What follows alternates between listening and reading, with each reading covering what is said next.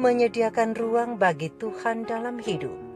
Bersama Endang Silitonga Tanjung, Bible Audio Ministry.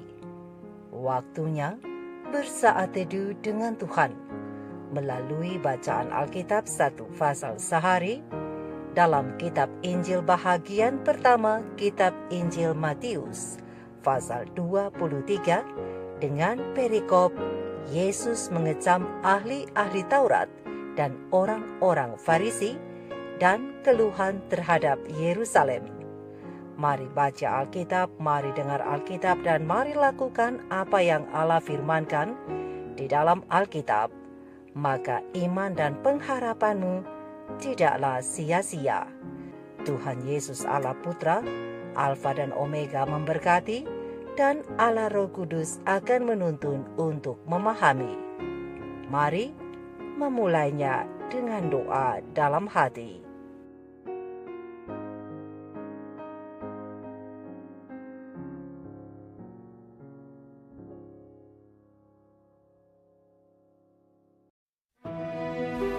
Maka berkatalah Yesus kepada orang banyak dan kepada murid-muridnya. Katanya, ahli-ahli Taurat dan orang-orang Farisi telah menduduki kursi Musa. Sebab itu, turutilah dan lakukanlah segala sesuatu yang mereka ajarkan kepadamu. Tetapi, janganlah kamu turuti perbuatan-perbuatan mereka, karena mereka mengajarkannya tetapi tidak melakukannya. Mereka mengikat beban-beban berat, lalu meletakkannya di atas bahu orang, tetapi mereka sendiri tidak mau menyentuhnya. Semua pekerjaan yang mereka lakukan hanya dimaksud supaya dilihat orang. Mereka memakai tali sembayang yang lebar dan jubah yang panjang. Mereka suka duduk di tempat terhormat dalam perjamuan dan di tempat terdepan di rumah ibadat. Mereka suka menerima penghormatan di pasar dan suka dipanggil rabi. Tetapi kamu, janganlah kamu disebut rabi, karena hanya satu rabimu, dan kamu semua adalah saudara. Dan janganlah kamu menyebut siapapun bapa di bumi ini, karena hanya satu bapamu, yaitu Dia yang di sorga. Janganlah pula kamu disebut pemimpin, karena hanya satu pemimpinmu, yaitu Mesias. Barang siapa terbesar di antara kamu, hendaklah ia menjadi pelayanmu. Dan barang siapa meninggikan diri, ia akan direndahkan. Dan barang siapa merendahkan diri, ia akan ditinggikan. Celakalah kamu, hai ahli-ahli Taurat dan orang-orang Farisi. Hai kamu orang-orang munafik, karena kamu menutup pintu-pintu kerajaan sorga di depan orang. Sebab kamu sendiri tidak masuk, dan kamu merintangi mereka yang berusaha untuk masuk. Celakalah kamu, hai ahli-ahli Taurat dan orang-orang Farisi. Hai kamu orang-orang munafik, sebab kamu menelan rumah janda-janda, sedang kamu mengelabui mata orang dengan doa yang panjang-panjang. Sebab itu, kamu pasti akan menerima hukuman yang lebih berat. Celakalah kamu, hai ahli-ahli Taurat dan orang-orang Farisi. Hai kamu orang-orang munafik, sebab kamu mengarungi lautan dan menjelajah daratan untuk mentobatkan satu orang saja menjadi penganut agamamu. Dan sesudah ia bertobat, kamu menjadikan dia orang neraka yang 2 kali lebih jahat daripada kamu sendiri. Celakalah kamu, hai pemimpin-pemimpin buta yang berkata, bersumpah demi bait suci, sumpah itu tidak sah. Tetapi bersumpah demi emas bait suci, sumpah itu mengikat. Hai kamu orang-orang bodoh dan orang-orang buta, apakah yang lebih penting, emas atau bait suci yang menguduskan emas itu? Bersumpah demi mezbah, sumpah itu tidak sah. Tetapi bersumpah demi persembahan yang ada di atasnya, sumpah itu mengikat. Hai kamu orang-orang buta, apakah yang lebih penting, persembahan atau mezbah yang menguduskan persembahan itu? Karena itu, barang siapa bersumpah demi mezbah, ia bersumpah demi mezbah dan juga demi segala sesuatu yang terletak di atasnya. Dan barang siapa bersumpah demi bait suci, ia bersumpah demi bait suci dan juga demi Dia yang diam di situ. Dan barang siapa bersumpah demi sorga, ia bersumpah demi tahta Allah dan juga demi Dia yang bersemayam di atasnya. Celakalah kamu, hai ahli-ahli Taurat dan orang-orang Farisi, hai kamu orang-orang munafik, Sebab persepuluhan dari selasih, adas manis, dan jintan kamu bayar, tetapi yang terpenting dalam hukum Taurat kamu abaikan, yaitu keadilan dan belas kasihan dan kesetiaan. Yang satu harus dilakukan, dan yang lain jangan diabaikan. Hai kamu pemimpin-pemimpin buta, nyamuk kamu tapiskan dari dalam minumanmu, tetapi unta yang di dalamnya kamu telan. Celakalah kamu, hai ahli-ahli Taurat dan orang-orang Farisi. Hai kamu orang-orang munafik. Sebab cawan dan pinggan kamu bersihkan sebelah luarnya, tetapi sebelah dalamnya penuh rampasan dan kerakusan. Hai orang Farisi yang buta, bersihkanlah dahulu sebelah dalam cawan itu, maka sebelah luarnya juga akan bersih. Celakalah kamu, hai ahli-ahli Taurat dan orang-orang Farisi. Hai kamu orang-orang munafik. Sebab kamu sama seperti kuburan yang dilabur putih, yang sebelah luarnya memang bersih tampaknya, tetapi yang sebelah dalamnya penuh tulang belulang dan pelbagai jenis kotoran. Demikian jugalah kamu. Di sebelah luar kamu tampaknya benar di mata orang, tetapi di sebelah dalam kamu penuh kemunafikan dan kedurjanaan. Celakalah kamu, hai ahli-ahli Taurat dan orang-orang Farisi. Hai kamu orang-orang munafik, sebab kamu membangun makam nabi-nabi dan memperindah tugu orang-orang saleh. Dan berkata, jika kami hidup di zaman nenek moyang kita, tentulah kami tidak ikut dengan mereka dalam pembunuhan nabi-nabi itu. Tetapi dengan demikian, kamu bersaksi terhadap diri kamu sendiri bahwa kamu adalah keturunan pembunuh nabi-nabi itu. Jadi, penuhilah juga takaran nenek moyangmu. Hai kamu ular-ular, hai kamu keturunan ular beludak, bagaimanakah mungkin kamu dapat meluputkan diri dari hukuman neraka? Sebab itu, lihatlah, aku mengutus kepadamu nabi-nabi, orang-orang bijaksana dan ahli-ahli Taurat. Separuh di antara mereka akan kamu bunuh dan kamu salibkan, yang lain akan kamu sesah di rumah-rumah ibadatmu, dan kamu aniaya dari kota ke kota, supaya kamu menanggung akibat penumpahan darah orang yang tidak bersalah, mulai dari Habel, orang benar itu, sampai kepada Zakaria anak Berekhya, yang kamu bunuh di antara tempat kudus dan mezbah. Aku berkata kepadamu, sesungguhnya semuanya ini akan ditanggung angkatan ini. Yerusalem, Yerusalem, engkau yang membunuh nabi-nabi dan melempari dengan batu orang-orang yang diutus kepadamu. Berkali-kali aku rindu mengumpulkan anak-anakmu, sama seperti induk ayam mengumpulkan anak-anaknya di bawah sayapnya. Tetapi kamu tidak mau. Lihatlah, rumahmu ini akan ditinggalkan dan menjadi sunyi. Dan aku berkata kepadamu, mulai sekarang, kamu tidak akan melihat aku lagi.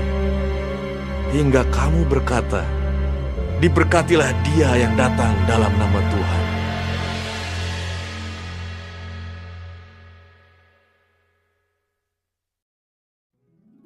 Kita telah menyelesaikan bacaan Alkitab 1 pasal sehari dalam kitab Injil Matius pasal yang ke-23.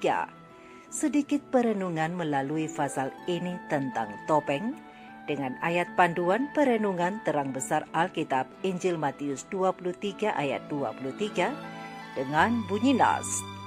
Celakalah kamu hai ahli-ahli Taurat dan orang-orang Farisi, hai kamu orang-orang munafik, sebab persepuluhan dari selasi, adas manis dan jintan kamu bayar, tetapi yang terpenting dalam hukum Taurat kamu abaikan, yaitu keadilan dan belas kasihan dan kesetiaan. Yang satu harus dilakukan, dan yang lain jangan diabaikan. Sahabat-sahabat firman, sahabat-sahabat surgawi yang dikasihi oleh Tuhan di mana saja Anda berada.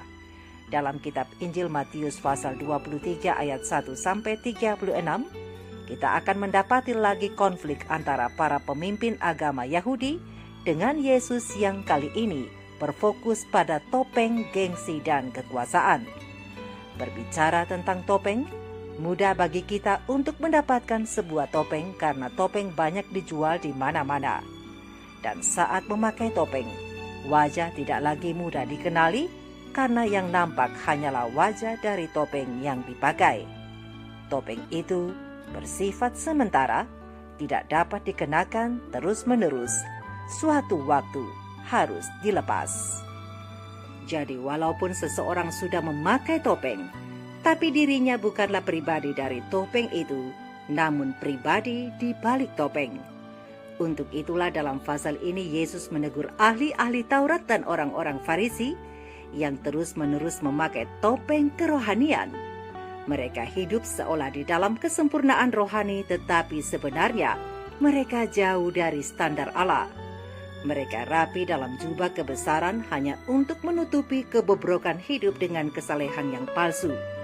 Untuk itulah Yesus mengumpamakan mereka sama seperti kuburan yang dilabur putih, yang sebelah luarnya memang bersih nampaknya, tetapi yang sebelah dalamnya penuh tulang belulang dan pelbagai jenis kotoran, berdasarkan ayat yang ke-27. Demikianlah, mereka hanya nampak benar di luar saja atau nampak benar di mata orang, tetapi sesungguhnya mereka penuh kemunafikan dan kedurjanaan, berdasarkan ayat yang ke-28. Tapi keadaan ini bukan hanya terjadi pada zaman Yesus saja, tetapi keadaan ini hidup juga dalam kekristenan masa kini. Banyak juga orang Kristen yang hidup dengan memakai topeng kerohanian.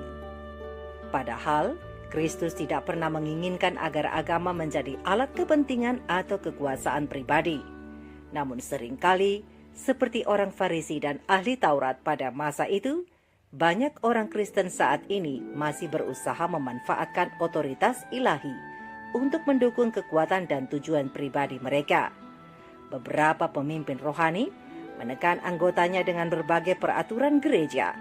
Begitu juga dengan beberapa orang tua mau mengancam anak-anak mereka dengan memakai nama Tuhan, sehingga dengan demikian mencegah anak-anak mereka, mencegah anak-anak kita untuk memiliki hubungan yang positif dengan Tuhan dan juga dengan gerejanya. Sedangkan untuk contoh teladan hidup dalam diri para rohaniawan dan para orang tua itu sendiri tidak terlihat. Mereka hanya seperti pohon ara. Mereka yang menggunakan agama sebagai alat untuk membina dan membangun kekuatan religius atau pribadi, memiliki penampilan spiritualitas dan kesuburan bagi Tuhan, tetapi kurang dari segi buah dan juga pelayanan pengorbanan dan keserupaan dengan Kristus. Yaitu barang siapa ingin menjadi besar di antara kamu, hendaklah ia menjadi pelayanmu, dan barang siapa ingin menjadi terkemuka di antara kamu, hendaklah ia menjadi hambamu. Sama seperti anak manusia datang bukan untuk dilayani, melainkan untuk melayani dan untuk memberikan nyawanya menjadi tebusan bagi banyak orang. Pena Ilham Ilahi Roh Nubuat manuskrip 154 tahun 1897 yang terangkum dalam komentar Alkitab SDA Bible Commentary volume 5 halaman 1098 alinea kelima mengatakan bahwa teguran Kristus kepada orang Farisi berlaku juga bagi mereka yang kehilangan kasih mula-mula dari hati. Ingatlah, agama yang dingin tidak pernah dapat menuntun jiwa kepada Kristus, karena itu adalah agama tanpa kasih dan tanpa Kristus. Dan ketika puasa dan doa dipraktikkan dalam semangat pembenaran diri, itu adalah hal yang menjijikan bagi Tuhan. Pertemuan kusyuk dalam ibadah, putaran upacara keagamaan, pengorbanan yang telah dipaksakan, semua menyatakan kepada dunia kesaksian bahwa pelaku hal-hal ini menganggap dirinya sebagai orang benar. Dan hal-hal ini hanya menarik perhatian bagi para pengamat yang menjalankan tugas-tugas ketat dengan mengatakan orang ini berhak atas sorga. Tapi itu semua adalah tipuan. Pekerjaan dan pelayanan seperti ini tidak akan memberi kita jalan masuk ke sorga, karena satu persembahan besar yang telah dibuat oleh Kristus telah cukup untuk semua orang yang percaya. Sahabat-sahabat firman, sahabat-sahabatku, manusia dapat menipu sesamanya, tetapi tidak mungkin dapat menipu Tuhan, sebab Tuhan adalah Allah yang Maha Tahu. Jangan menggunakan topeng orang Farisi lagi, tetapi tunjukkan identitas sebagai murid Yesus yang sejati dalam kemurnian kasih dan kekudusan. Jadi bukan sekedar kita membayar persepuluhan dan persembahan saja, kita dinyatakan sebagai orang benar, tetapi kita juga harus menghidupkan hukum Tuhan yang lain, yaitu keadilan, belas kasihan, dan kesetiaan. Karena seperti firman Tuhan berkata, yang satu harus dilakukan dan yang lain jangan diabaikan. Oleh karena itu, ingat, dan ingat, hukum Allah adalah kesatuan yang tidak dapat dipisahkan. 4 bahagian pertama adalah kita kepada Allah, dan 6 bahagian lain kita dan sesama manusia. Mari kita hidupkan ini dalam kehidupan kita sehari-hari, beralaskan kasih, sebagaimana Allah melakukan yang terbaik demi kita semua, juga karena kasih. Mari kita renungkan ini bersama. Tuhan Yesus memberkati. Shalom.